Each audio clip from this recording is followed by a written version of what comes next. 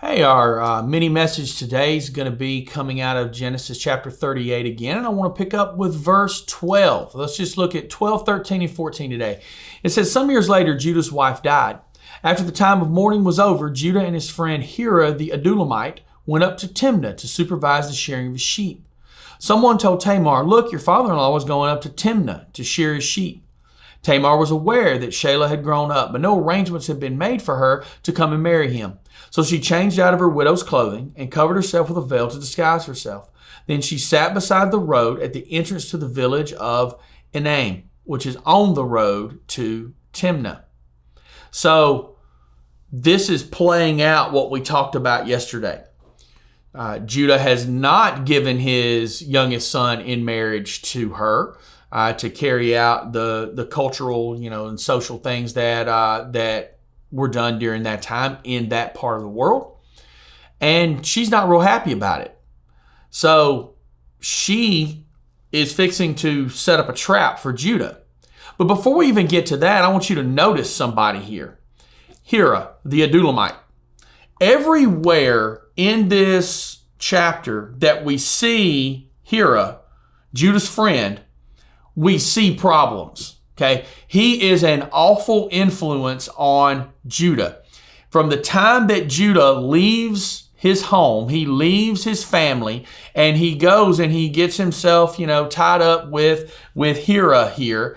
It's just one problem, one thing after another. That's all it is. One issue, one thing after another.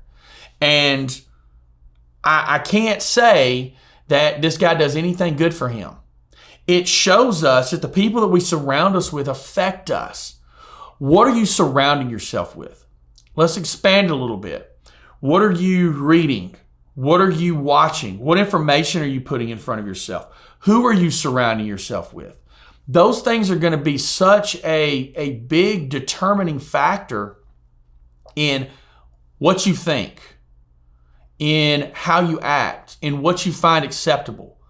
We so quickly and easily adapt to the things in the world around us and the people around us. And we can very quickly and easily compromise who we are and compromise what is right and what is wrong because of what we put in our mind, what we consume, and who we're surrounded by. And I think that's one of Judah's main problems here. Judah is not being a leader. Judah stepped outside of where he should have been, finds himself in this bad place, and then from there, things just slide downhill on him. Over and over, Hira is a bad influence. And the bad things that Judah does, the issues that befall his life, are connected with him. Think about who you surround yourself with. Think about who you listen to, what information you consume, the books you read, the social media that you follow. Look at all of those things. Are they building me up? Are they tearing me down? Are they drawing me closer to God? Are they pulling me away from God? That's why God calls on us to not forsake the assembling together of ourselves, to surround ourselves with the right kind of things and the right kind of people. It's so important, and it leads us down the path towards the Lord. The things around us either build us up or they tear us down. And in Judah's case, he allowed himself to be torn down. Hope you have a good day, and we'll talk some more about this chapter tomorrow.